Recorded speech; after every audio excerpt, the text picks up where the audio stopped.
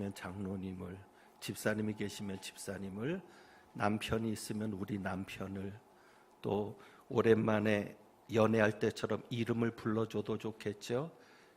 영준 씨를 사랑해, 뭐 이렇게 그런 센스가 있으실 줄 압니다.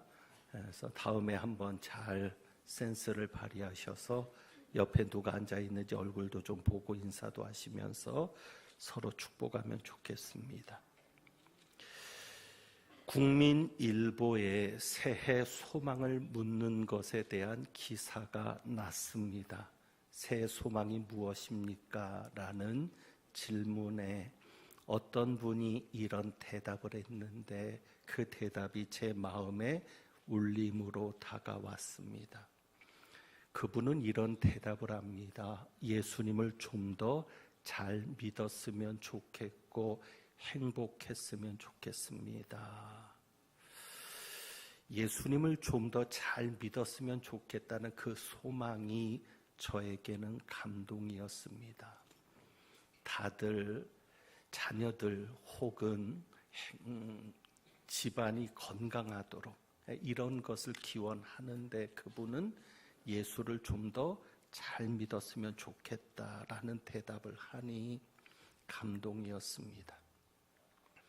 그런데 한편 이런 생각이 들었습니다. 그렇다면 예수님을 좀 더 잘 믿는다는 것이 무엇일까 생각하게 되었습니다. 예수님을 좀 더 잘 믿는다는 것이 무엇일까? 며칠 전입니다. 지난 금요일에 특별한 은혜를 경험을 했는데 제가 새벽 기도를 하게 될 때 저는 4시에 알람을 맞춰놓고 눈을 뜨게 됩니다. 그런데 긴장하며 자는지 대부분 알람보다도 먼저 눈을 뜨게 됩니다. 눈을 뜨면은 다시 자면 나오기 힘드니까 눈을 뜨는 대로 바로 교회를 나옵니다. 그러니까 평소에는 4시에 교회를 나와서 기도하는데 어느 때는 2시에도 눈이 뜨여지고 어느 때는 3시에도 눈이 뜨여집니다. 그럴 때는 더 일찍 교회에 나오게 되는데 차를 가지고 오지 않고 걸어서 나오게 됩니다. 교회 앞에 도착했을 때 숨을 고르면서 그날따라 문득 하늘을 올려보게 되었습니다. 그때 제 눈앞에 별이 반짝거리는 것이 보였습니다. 평소에는 잘 보이지 않았던 별이었습니다. 여러분도 하늘을 보시면 알겠지만 요즘 별이 잘 보이지 않아서 달이 보이고 그저 달 주위에 반짝거리는 별 하나 정도 보이는 정도인데 그날따라 많은 별들이 보였습니다. 그때 제 마음에는 이런 생각이 들었습니다. 그래, 저 별은 항상 그 자리에 있었지. 저 별은 항상 그 자리에서 빛나고 있었지. 어느 때는 별이 잘 보이지 않거든요. 땅에 있는 불빛이 너무 강하기 때문에 혹은 불빛이 많아서 그런지 별을 잘 볼 수 없었고요. 어느 때는 미세먼지로 인해서 별이 잘 보이지 않았습니다. 또 굳이 하늘을 쳐다보지 않고 살았기 때문에 별이 그 자리에서 여전히 빛나고 있다는 것을 알지 못했었습니다. 그리고 제 마음에는 나지막히 이런 말을 마음으로 하게 되었습니다. 아버지도 항상 그 자리에 계셨군요. 하나님도 항상 그 자리에 계셨군요. 그렇습니다. 하나님은 항상 거기에 계셨습니다. 우리가 볼 수 있는 거기, 우리가 만날 수 있는 그 자리에, 그 거리에 항상 계셨습니다. 그런데 왜 그동안 우리는 하나님을 보지 못하고 살았을까? 왜 그동안 우리는 하나님을 만나고 살지 못했을까?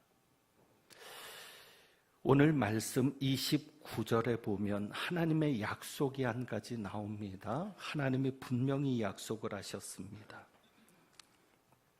29절에 보면 만일 마음을 다하고 뜻을 다하여 그를 찾으면 만나리라. 하나님의 약속입니다.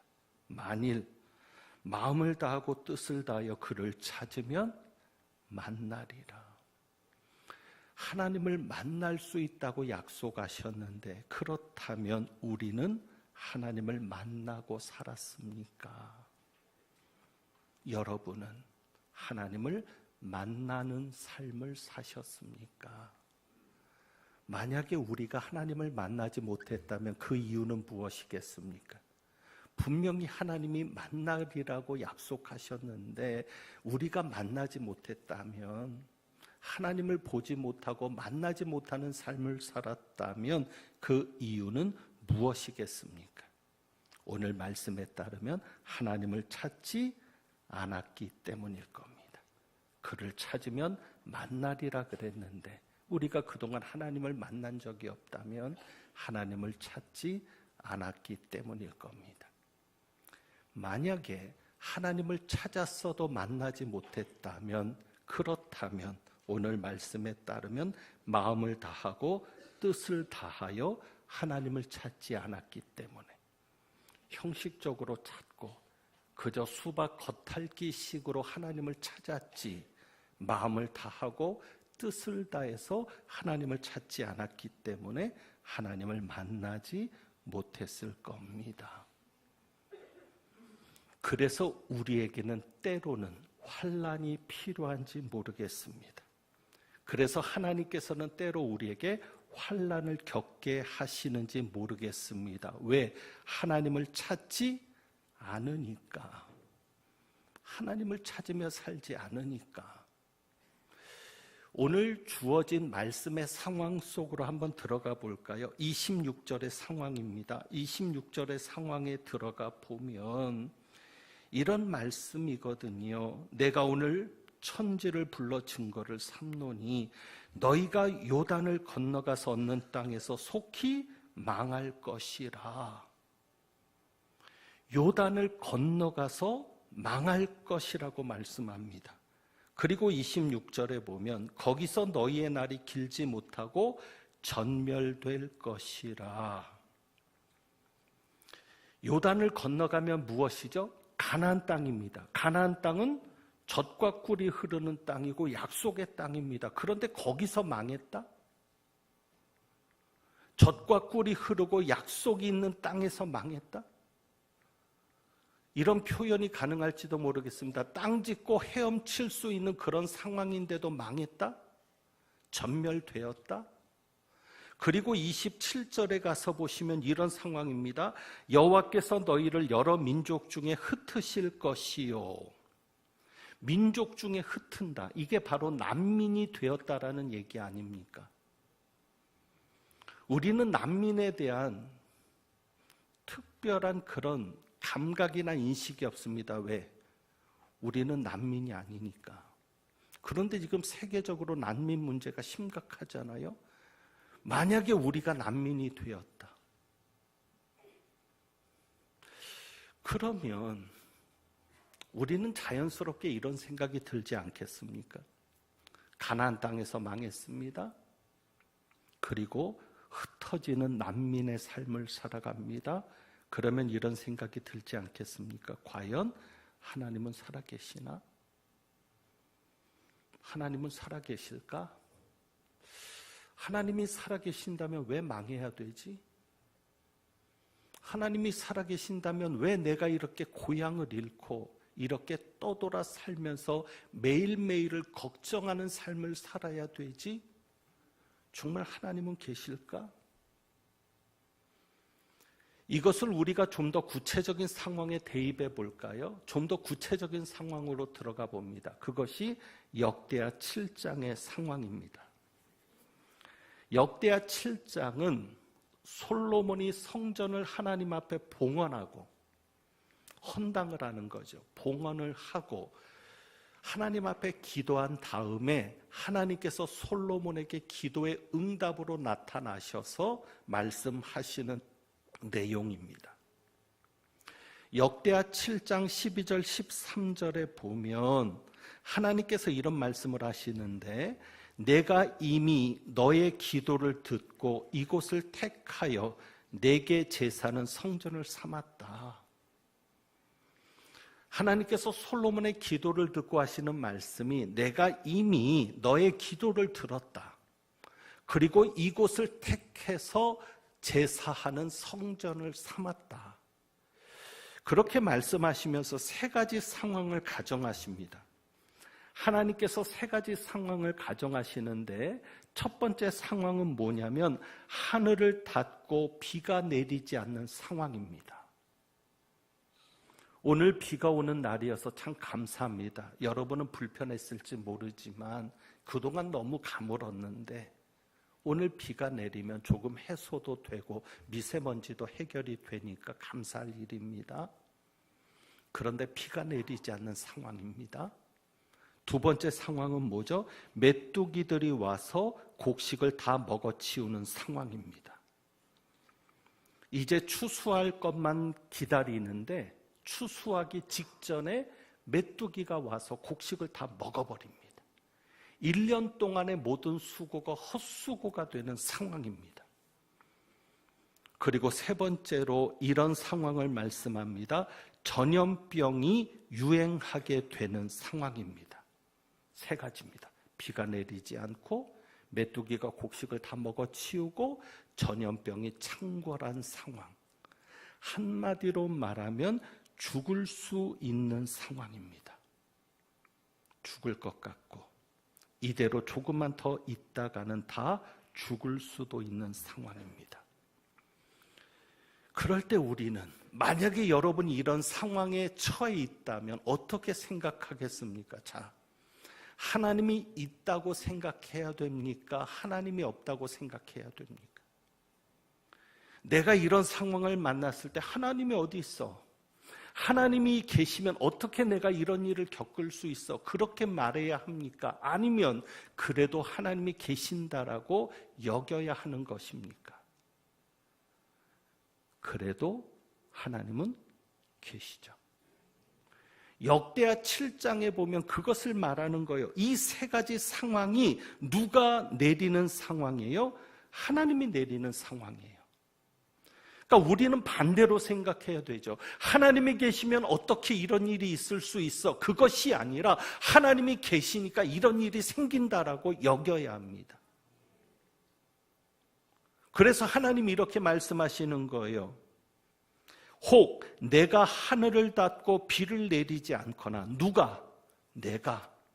하나님이 지금 솔로몬에게 나타나서 하시는 말씀이 그거예요. 혹 있을 것을 가정해서 혹 내가 하늘을 닫고 비를 내리지 않거나 혹 메뚜기들에게 토산을 먹게 하거나 혹 전염병이 내 백성 가운데 유행하게 할 때에, 그러니까 비가 내리지 않고 메뚜기가 먹어버리고 전염병이 유행하는 이 상황을 누가 만드신 거예요? 하나님이. 그러니까 하나님이 계시면 어떻게 이런 일이 일어날 수가 있어가 아니라 하나님이 계시니까 이런 일이 생긴 겁니다. 그러니까 하나님이 이런 일을 내리신 겁니다. 그렇다면 하나님이 왜 이런 일을 만드셨을까? 하나님이 왜 이런 환난을 겪게 하셨을까? 그래서 7장 14절이 나옵니다. 세 가지 상황을 전제하고 7장 14절에 하나님께서 말씀하시는 결론은 너희로 하여금 하나님의 얼굴을 찾게 하기 위해서다라고 말씀하십니다. 하나님이 왜 비를 내리지 않으셨어요? 하나님의 얼굴을 찾게 하려고. 하나님이 왜 메뚜기들이 와서 다 먹어치우게 하셨어요? 그래야 하나님을 찾으니까. 왜 하나님이 몸에 전염병이 유행하게 하셨어요? 그래야 하나님을 찾으려고. 그래서 7장 14절에 이렇게 말씀합니다. 우리가 잘 아는 너무 유명한 구절이죠. 내 이름으로 일컫는 내 백성이 그들의 악한 길에서 떠나 스스로 낮추고 기도하여 내 얼굴을 찾으며. 이런 일을 만났을 때 내 이름으로 일컫는 내 백성이, 우리가 하나님의 이름으로 일컫는 자잖아요. 하나님의 자녀들, 크리스찬, 예수 그리스도를 믿는 자, 따르는 자, 예수 그리스도의 제자들, 하나님의 이름으로, 예수님의 이름으로 일컫는 우리들이 악한 길에서 떠나 스스로 낮추고 기도하여 내 얼굴을 찾으면, 하나님의 목적은 어디 있었던 거예요? 하나님의 얼굴을 찾게 하는 것이 목적이었습니다. 환난을 통해서, 그 어려움을 통해서 하나님의 얼굴을 찾게 하는 게 목적이었습니다. 왜? 그래야 악한 길에서 떠나니까. 그러면 악한 길이 무엇이죠? 하나님이 말하는 악한 길이 무엇이죠? 역대하 7장 14절에 내 백성이 그들의 악한 길에서 떠나 스스로 낮추고 그랬는데, 악한 길이 무엇입니까? 자, 오늘 말씀에 보면 26절인데요. 25절. 25절에도 그 말씀이 있습니다. 내 하나님 여호와 앞에 무엇을 행함으로? 악을 행함으로. 신명기 4장 25절에 내 하나님 여호와 앞에 무엇을 행함으로? 악을 행함으로 그의 노를 일으키면. 왜 망하게 되었어요? 왜 난민이 되었어요? 하나님 앞에 무엇을 행함으로? 악을 행함으로 진노를 일으켜서. 그러면 그 악이 무엇입니까? 악은 다른 것이 아니죠. 우상을 섬기는 겁니다. 악한 길에서 떠난다는 것도 우상을 섬기는 것과 연결이 됩니다. 여러분 알아야 합니다.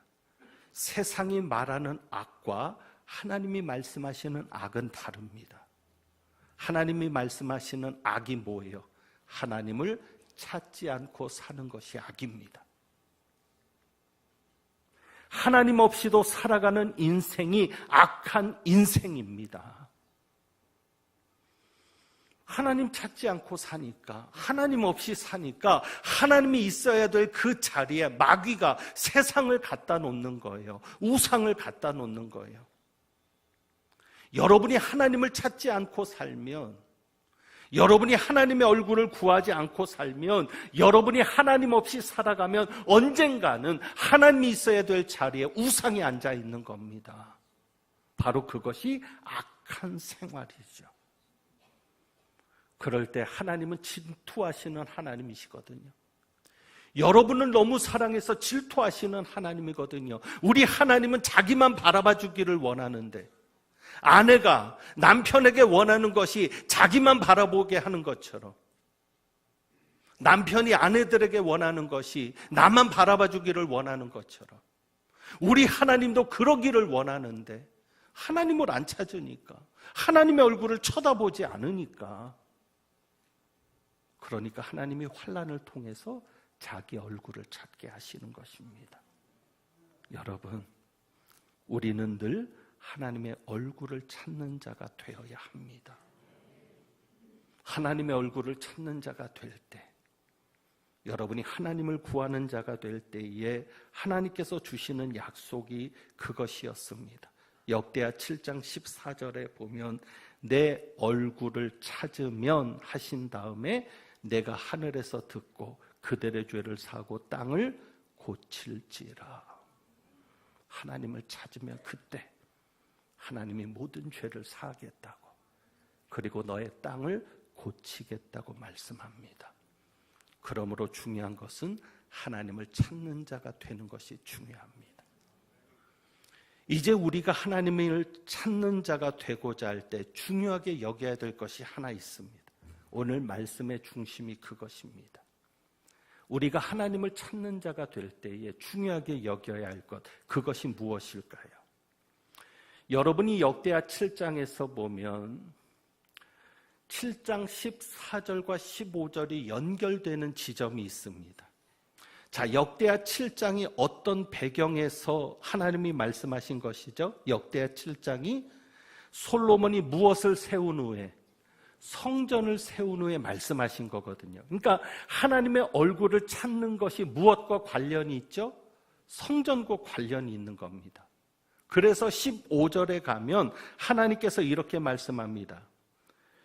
이제 이곳에서 하는 기도의 귀를 기울이겠다고 말씀합니다. 이곳에서, 이곳이 어디예요? 성전이요. 하나님께서 성전을 인정하시고 이제 이곳에 사는 기도의 귀를 기울이겠다라고 말씀합니다. 자, 그런데 아까 역대하 7장 14절에 보면 하나님의 약속이 무엇이었다 그랬어요? 자, 다시 한번 그 구절을 여러분에게 소개하면 내 이름으로 일컫는 내 백성이 그들의 악한 길에서 떠나 스스로 낮추고 기도하여 내 얼굴을 찾으면, 그리고 내가 하늘에서 듣고 그들의 죄를 사고 땅을 고칠지라 그랬는데 하나님이 어디에서 들으시고? 하늘에서 들으시고. 그러니까 우리가 기도할 때 하나님께서 어디에서 들으신다는 거예요? 하늘에서 들으신다는 거예요. 그런데 역대하 7장 15절에서는 이제 이곳에 사는 기도의 귀를 기울이겠다고. 자, 우리가 기도는 어디에서요? 성전에서. 하나님이 듣기는 어디서 들어요? 하늘에서. 자, 분명하게 하실 것은 이 성전은 하나님이 계시는 곳은 아닙니다. 왜? 하나님이 계시는 곳이라면, 하나님이 솔로몬의 성전에 계시겠다고 말한다면 하나님이 하늘에서 듣겠다는 얘기하는 게 아니라 이제 이곳에 사는 기도를 내가 듣겠다고만 하셔야죠. 그러면 이런 궁금증이 생겼어요. 왜 하나님이 성전을 세우게 하셨을까? 사실 솔로몬 성전은 하나님이 명령하신 것은 아닙니다. 엄밀하게 말하면 다윗이 그렇게 소망을 가지고 하나님 앞에 요청한 거지, 그래서 하나님이 허락한 것이지 하나님이 명령한 것은 아니에요. 모세를 통해서 주신 성막은 하나님이 지으라고 명령한 거지만 성전은 아닙니다. 엄밀하게 따지면 하나님이 그냥 허락하셨어요. 왜 하나님이 성전을 허락하셨겠습니까? 거기에는 이유가 있습니다. 자, 우리는 하나님이 눈에 보이지 않습니다. 하나님이 눈에 보이지 않으니까 이제 여러분들이 돌아가면 또 한 주간 바쁘게 살 겁니다. 그렇다면 문제가 생깁니다. 어떤 문제가 생기죠?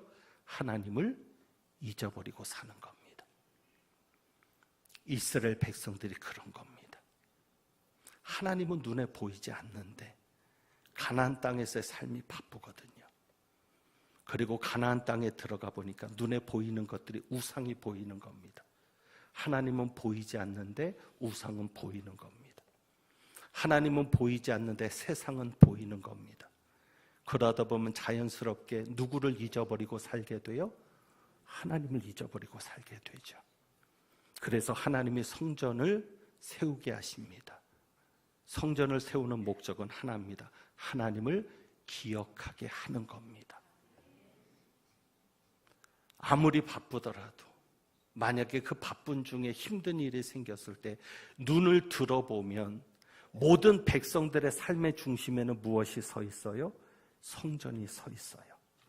그래서 하나님을 기억하고 하나님을 만나고자 하는 자들이 성전으로 나오는 겁니다. 성막도 그런 이유가 있는 겁니다. 그래서 출애굽기 29장에 보면 하나님께서 성막을 세울 때 번제를 말씀합니다. 너희가 앞으로 제사를 드려라. 그러면서 그 제사에 대해서 이렇게 얘기합니다. 이는 너희가 대대로 여호와 앞 회막문에서 늘 드릴 번제라. 하나님의 앞이 어디라는 거예요? 회막문. 성전으로 말하면 성전 문이, 지금은 성전에 들어올 수 있지만 일반 백성들이 성전에 들어올 수 없었으니까 제사장만 들어갈 수 있었으니까 성전 문 앞에 있는 것이 누구 앞에 있는 것이었어요? 하나님 앞에 있는 것. 거기서 제사를 드리라는 거예요. 그러면서 하나님이 이렇게 말씀합니다. 출애굽기 29장에 보면 내가 거기서 너희와 만나고 내게 말하리라. 그래서 성막은 회막인 겁니다. 왜? 하나님과의 만남의 장소. 이스라엘 백성들이 하나님을 잊어버리지 않도록, 어떻게 살더라도 하나님을 기억할 수 있도록 성막을 세우고, 그리고 하나님을 만나고자 하는 자들은 성막으로 나와서 하나님 앞에 제사를 드리면서 그럴 때 하나님이 그들을 만나주시고 하나님이 하실 말씀을 전하는 겁니다. 내가 거기서 너희와 만나고 내게 말하리라. 그래서 오늘 예배가 설교가 중심이 되는 이유는 하나님이 말씀하시기 때문에 그것이 오늘의 교회입니다. 하나님께서 우리 교회를 세우신 목적도, 하나님이 이 땅에 여러 교회를 세우신 목적도 하나님을 잊지 않고 살아가게 하기 위해서입니다. 하나님께서 여러분에게 살다가 환난을 주시는 목적도 그겁니다. 너무 분주하게 사니까, 바쁘게 사니까 하나님을 잊고 사는 거예요. 어느 때는 세상이 우상이 돼요. 세상의 욕심을 쫓아가게 돼요. 그럴 때 환난을 통해서 하나님을 기억하게 되고 하나님께로 나와서 예배드리게 되고 그때니 하나님이 만나 주시는 겁니다. 그래서 여러분이 주일날 예배를 드리게 되면 하나님을 잊지 않고 사는 귀한 은혜의 도구가 되는 겁니다. 2주간 동안 하나님과의 사귐에 대해서 말씀을 드렸습니다. 우리가 생활 속에서 하나님을 사귀며 살아가야 되는데 임마누엘 하나님, 늘 우리와 함께 하시는 하나님을 경험하면서 그 하나님과 동행하며 살아야 되는데 그러는 첫걸음이 있습니다. 그 첫걸음이 뭐예요? 예배입니다. 예배. 사실 우리 하나님에게 무슨 성전이 필요했겠어요? 우리 하나님에게 무슨 성막이 필요했겠어요? 왜? 하나님은 이런 인간이 지은 집에 거하지 않는 하나님인데